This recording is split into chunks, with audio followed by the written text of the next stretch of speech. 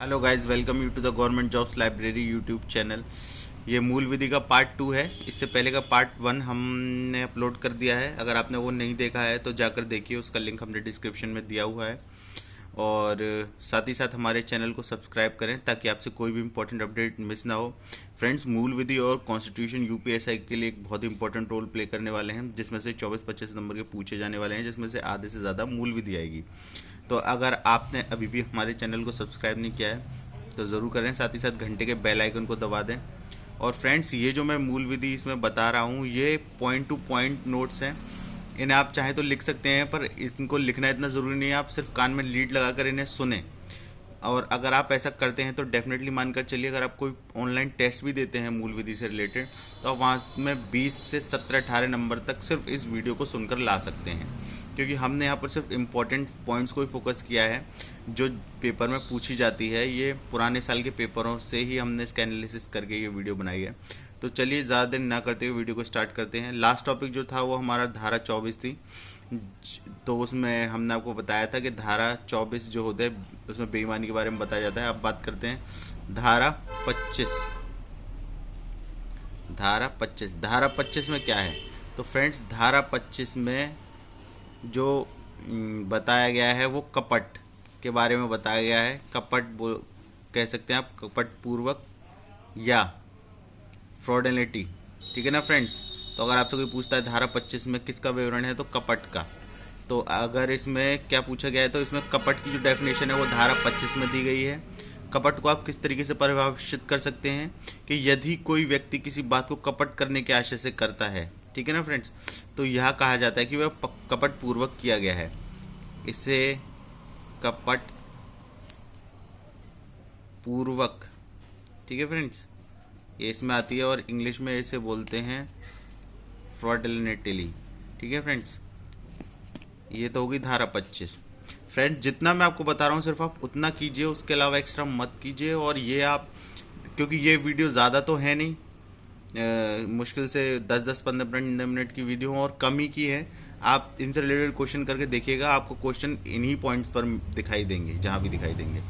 ठीक है फ्रेंड्स, अब धारा 25 के बाद आती है भारतीय दंड संहिता की धारा 34। ये क्या है? धारा 34 में जो होता है ये सामान्य आशय से संबंधित है फ्रेंड्स। ठीक है ना, सामान्य आशय। ठीक है, ये सामान्य आशय में क्या है, इसके कुछ इंपॉर्टेंट पॉइंट्स हैं। जैसे एक आपराधिक कृत्य एक से अधिक व्यक्तियों द्वारा किया गया हो। ठीक है ना, जब कोई आपराधिक कार्य कई व्यक्तियों द्वारा अपने सबसे सामान्य आशय को अग्रसर में किया जाता है, तब ऐसे व्यक्तियों में प्रत्येक उस कार्य के लिए उसी प्रकार दायित्व के अधीन है, मानो वह कार्य अकेले उसी ने किया हो। यानी कि इसका सीधा सीधा मतलब ये है कि अगर मान के चलिए 10 लोगों ने बैंक डकैती में काम किया है, तो चाहे किसी ने ड्राइवरी की हो, चाहे किसी ने तिजोरी खोली हो, उनको समान दंड ही मिलेगा। ठीक है ना फ्रेंड्स, समान आशय धारा 34 में बताई गई है। ठीक है, धारा 34 सामान्य आशय। ठीक है ना फ्रेंड्स, मैंने आपको बताया आशय जो आपराधिक कृत्य करने वाले लोगों को ज्ञात हो। ठीक है, आशय से तो यही मतलब निकलता है सिमिलर इंटेंशन या कॉमन इंटेंशन। ठीक है, इसमें ये पूछा जाता है कि सामान्य आशय में पूर्व जीवनोति योजना या पूर्व सहमति होती है। यानी कि क्योंकि सामान्य आशय पहले से ही प्री प्लान्ड होता है, ठीक है ना, दिमागों का सम्मेलन नहीं होता है। ठीक है फ्रेंड्स, अब बात करते हैं आगे इसमें क्या क्या है। धारा 34 के अंतर्गत सामान्य आशयों से महत्वपूर्ण वाद, ये बहुत इंपॉर्टेंट चीज़ है, इसे आप नोट कीजिएगा क्योंकि वाद बहुत ज़्यादा पूछे जाते हैं। तो जो इम्पोर्टेंट वाद हैं इसमें वो कुछ इस प्रकार हैं कि पहला जो है वो है महबूब। ठीक है ना फ्रेंड्स, महबूब शाह बनाम इम्परर। ठीक है, दूसरा जो है वीरेंद्र कुमार घोष बनाम इम्परर। वारिंद्र कुमार घोष बनाम एम्परर। ठीक है फ्रेंड्स, और थर्ड जो है श्री कांतिया बनाम बम्बई राज्य। ठीक है, ये तो है धारा 34 के इम्पोर्टेंट पॉइंट्स। धारा 40 क्या होती है? यहाँ पर फ्रेंड्स एक एक धारा के बारे में मैं आपको बता रहा हूँ, इसलिए मैं आपसे कह रहा हूँ कि आप इस वीडियो को सुने ध्यान से, क्योंकि इसमें जो पूछे जाते हैं वो कुछ इंपॉर्टेंट पॉइंट पूछे जाते हैं। जैसे मैंने आपको बताया धारा 34, तो धारा 34 में क्या है? सामान्य आशय यानी कि सिमिलर इंटेंशन या कॉमन इंटेंशन, और जो भी सब ने मिलकर कार्य किया उनके लिए सेम ही सज़ा रहेगी। धारा 34 के इम्पोर्टेंट जो वाद हैं वो ये हैं, इनसे पूछा जा सकता है आपको कि इसमें 4 वाद दे देगा, पूछेगा कि इसमें से कौन सा वाद धारा 34 के अंतर्गत नहीं है, तो आपको ये 3 पता होंगे तो डेफिनेटली जो चौथा होगा वो नहीं होने वाला है। अब बात करते हैं धारा 40।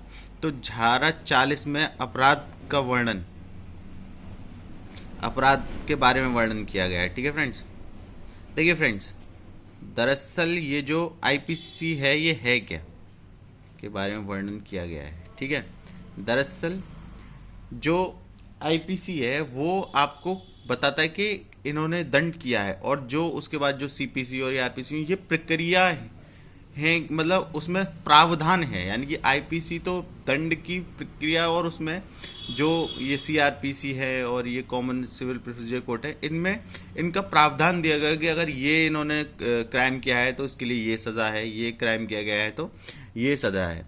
तो ये सब धारा उन्हीं सज़ाओं को रिप्रेजेंट करती है। अब बात करते हैं धारा 41 की।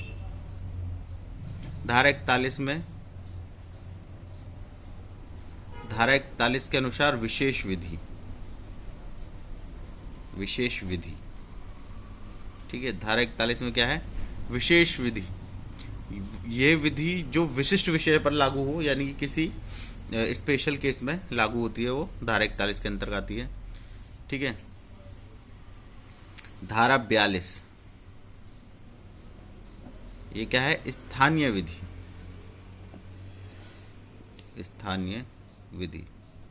ठीक है ना फ्रेंड्स, स्थानीय विधि जो भारत के किसी विशिष्ट भाग में लागू हो, यानी किसी स्पेशल पार्ट में लागू हो, उसे धारा 42 के अंदर स्थानीय विधि में प्रदान किया गया है। ठीक है, अब बात करते हैं आगे।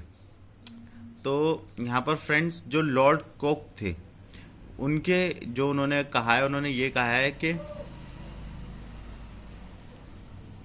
यानी कि अगर जो लॉर्ड कुक ने ये कहा है कि कोई भी जो कृत्य है, यानी कि जो कोई भी किसी ने किया है अपराध, वो जब तक अपराध नहीं है जब तक उसकी मनस्थिति ने ऐसा ना किया गया हो। ठीक है ना फ्रेंड्स, तो मनस्थिति पर कौन कौन से प्रमुख वाद हैं?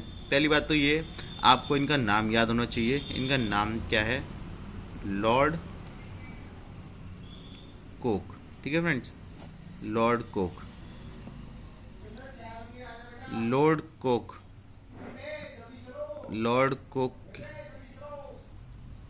लॉर्ड कोक के अनुसार, ठीक है सर, कोई कृत्य, ठीक है फ्रेंड्स, कोई कृत्य स्वयं अपने आप में अपराध नहीं हो सकता। ठीक है, ये फ्रेंड्स चलिए मैं लिख देता हूँ ताकि आपको याद रहे कि इन्होंने क्या कहा था कि लॉर्ड कुक के अनुसार कोई कृत्य अपने आप में अपराध नहीं हो सकता है, अपने आप में अपराध नहीं हो सकता है।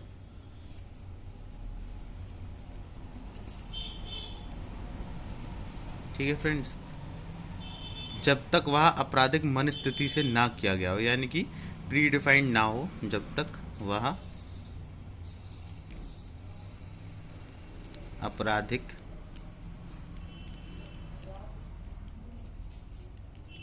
मन स्थिति से ना किया गया हो।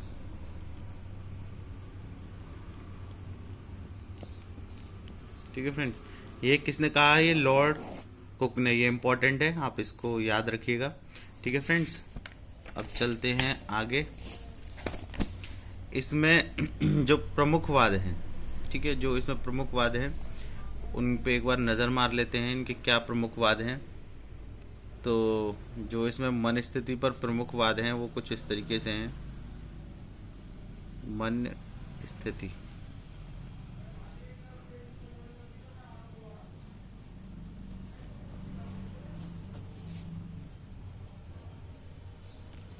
मन स्थिति,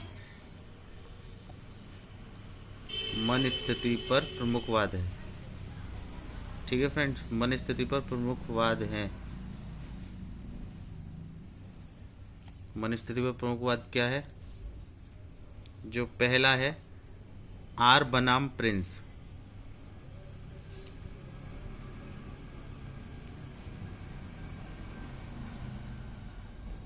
ठीक है फ्रेंड्स, आर बनाम प्रिंस, क्वीन बनाम टॉल्सन।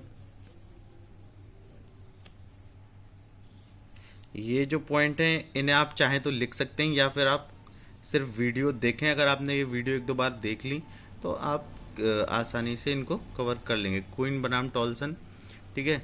शेर राज बनाम रूटरजन, शेर राज बनाम रूटजन, ठीक है ना। और नाथूराम बनाम मध्य प्रदेश राज, ठीक है।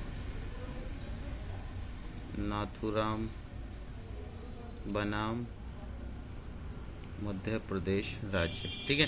ये 4 प्रमुख विवाद हैं इसमें, ठीक है। अब बात करते हैं अगली धारा की। अगली धारा में क्या है?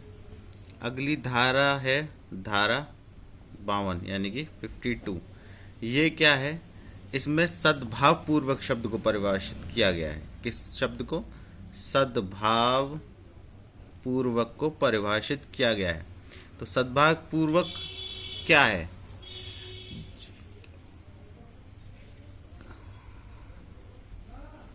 तो सद्भाव पूर्वक तो जैसे कि आप जानते हैं कि किसी भी उसमें भरोसा ना होना, एक तरीके से आप कह सकते हैं, तो वही होता है। अब बात करते हैं धारा 53 यानी 53 की। इसमें क्या है? धारा 53। धारा 53 में दंड के जो प्रकार बताए गए हैं, धारा 53 में दंड के कुछ प्रकार बताए गए हैं, वो कुछ इस तरीके से हैं, ठीक है। सबसे पहला जो है वो है मृत्यु दंड, ठीक है फ्रेंड्स। ये धारा 53 में बताया गया है। आजीवन कारावास,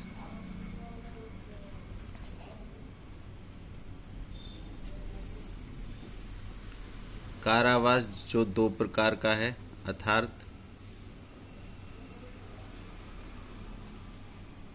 कारावास जो 2 टाइप के हैं, कारावास 2 टाइप्स, ठीक है। इसमें क्या है? इसमें जो आपको देखने को मिलेगा, कठिन श्रम के साथ कारावास, कठिन श्रम के साथ, ठीक है, कारावास। और दूसरा जो आता है सादा कारावास, ठीक है, सादा कारावास, इसमें ये आता है, ठीक है। जो अगला है इसे इधर कर लेते हैं, उधर नोट हो गया है। जो अगला आता है वो है संपत्ति का समर्पण, ठीक है फ्रेंड्स। संपत्ति का समर्पण ये इसमें आता है, ठीक है। और उसके बाद आता है जुर्माना। ये धारा 53 में बताए गए दंड है। तो फ्रेंड्स, आज की वीडियो में इतना ही, और हमारी इस वीडियो को ज़्यादा से ज़्यादा प्यार दें। और साथ ही साथ अगर आपको कोई दिक्कत या परेशानी है तो आप हमें कमेंट करके बता सकते हैं। साथ ही साथ हमारे चैनल को सब्सक्राइब करें, वीडियो को ज़्यादा से ज़्यादा शेयर करें, और हमारे टेलीग्राम ग्रुप से ज़रूर जुड़ें, क्योंकि इस टॉपिक के ख़त्म होने के बाद हम एक इसी टॉपिक से रिलेटेड टेस्ट लेने वाले हैं, जिससे आपको पता चल जाएगा कि आपकी तैयारी किस तरीके की है। वो टेस्ट बिल्कुल फ्री ऑफ कॉस्ट होने वाला है, तो ऐसा कुछ नहीं है। तो ज़्यादा से ज़्यादा जुड़ें, और थैंक यू फ्रेंड्स।